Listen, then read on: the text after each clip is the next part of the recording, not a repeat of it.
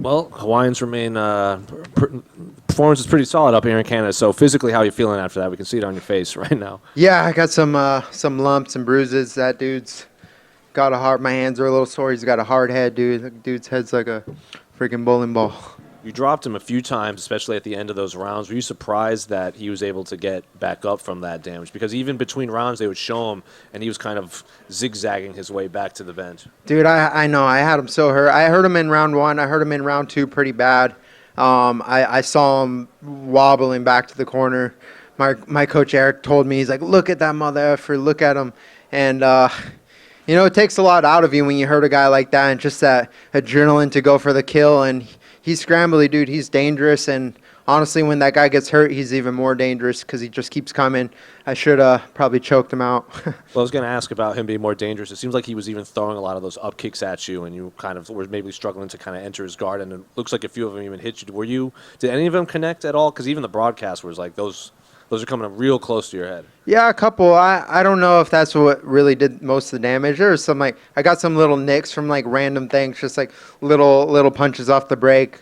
I remember, getting a little cut over my eye and feeling the blood a little bit. But, what do you expect, dude? That guy's an animal, and he always comes to fight. It was a bit more of a war than I expected. I really did actually visualize that I was going to go out there and put him away. But, I got the win, and I'm happy with it. Nate's also been known to, he talks a lot when he's fighting in there. Was he talking to you while he was fighting? Very beginning of round one, he came out. He said a couple things. I still don't know. I can't understand a word that dude says, but it's like Boomhauer. And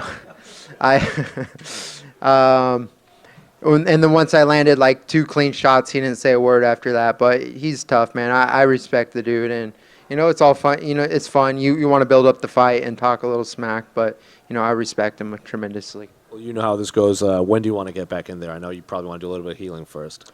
Yeah, a little bit of healing. I'm going back to Hawaii with my family on Thursday. Going to spend 10 days there with the fam. And just rest, recover, recharge. Man, dude, I've been fucking grinding my ass off since my last fight because I just want to be the best version of myself. And it takes a lot out of you, dude. You prepare so hard for one day, and I want to be better than that. I want to be better than what I've shown. And even though I did good things, I'm hard on myself. I'm my biggest critic, and I want to be better. But becoming better comes with taking time off and just healing up and recharging my soul and my mind. So last one for me. At what point in your recovery and time off do you actually sit down and look at possible opponents, or do you just let everyone else focus on that and you just wait for the names to present it to you? I always do a little game planning in my head. I'll look 3 fights ahead always. Even though you focus on one, realistically, I'm thinking. I think in threes. I like to think. Who's next? Who's down the line? You look at guys like Bryce Mitchell, or then a win over Bryce Mitchell. What's next after that? You look at a guy like Ortega or someone, because you want to build. You want to climb the ladder, but you never know, man. Guys get hurt. They get shelved. Guys don't want to fight certain guys. Timing doesn't work. So I just kind of wait and see what happens. And, hopefully we'll get another one booked, quarter 3. But I said to myself that my second half of this year is going to be my best half of the year. So I'm hoping to get 1 or 2 more this year for sure. You said 2 names. What's the third name? Well, I was thinking Landwehr. Landwehr was the first one. But, yeah. Now I got to add 1 more to that. And back-to-back wins for the first time since 2020. Is there a bit of weight lifted off your shoulders? I know, again, you talked about this being sort of, reminding the division that you're here and all this stuff. And I know you're a big critic, but you must enjoy that a little bit, that there's probably a little bit less pressure just with 2 wins now. For sure, man. I've done great things in the past. I put together long winning streaks, and that's what it's all about, man. At the end of the day, it's like, the wins are what matter. People could fight, talk a lot of crap, and get one big win and move themselves into position. But, I'm all about fighting and staying active. And, when my career is said and done, I'll be the guy that, this company's built around, the guy that just goes out there, fights anyone and everyone. And I always come to fight no matter what. I have a heart of a lion. and I'm in this, man. I have the capability to be one of the best fighters in the sport. Whose idea was it to wear the Vancouver Grizzlies jersey? You won some people over with that.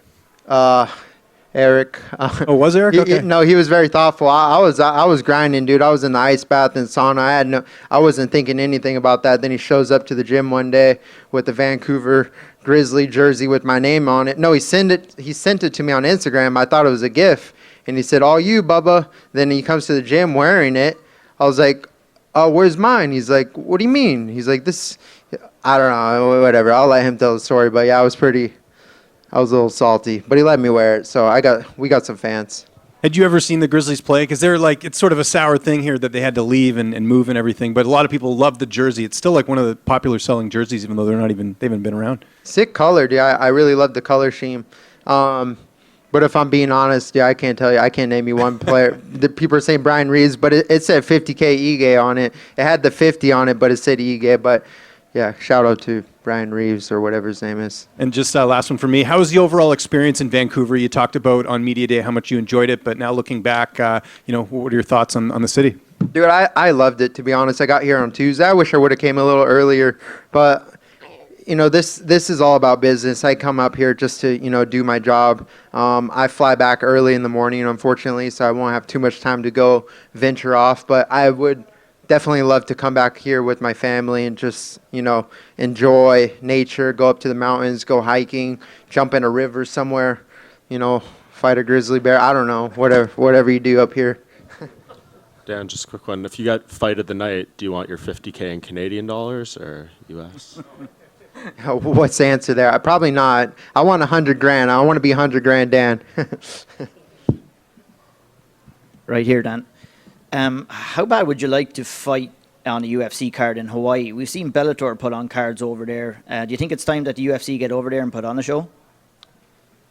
I wanna lobby for it, but you had the biggest fighter, the biggest star from Hawaii, Max Holloway. He's still lobbying for it, but it's time, man. And honestly, right now is the perfect time. Max isn't they could do a fight night over there. It doesn't have to be a big pay-per-view. They could do a fight night. They did the Virgin Hotel. They did North Carolina. It doesn't have to be a huge arena. But if they did a UFC fight night, Holloway could headline it. I could co-main event it. You could stack it with Puna Soriano, Brad Tavares. Dude, we got so many good fighters from Hawaii, and oh my gosh. Mike Malott, let's go, baby. Thanks, Dan. Talk to me about your jab and how important it is in the foundation of your overall game. It was on money tonight, and it was landing very early. The jab? Yeah. Yeah, the jab. The jab's one of my best weapons, and I knew that they knew that coming into this fight, and they had some good counters off the jab. They wanted to throw the right hand off my jab. He was awkward. He was long, but I did find a home for it. You always want to do more. I always wanted to throw. I wanted to throw it a little bit more, but I'm going to keep refining it and keep sharpening that tool, and it's going to give a lot of guys problems. It was tough tonight, though. Nate was right in your face pretty much all the fight, even after you dropped him. Yeah, dude. Like I said, he's a zombie. I don't know. He should probably change his name, to the Zombie or the Walking Dead or something. I don't know. Just something along those lines. Thanks, Dan. Thanks, guys.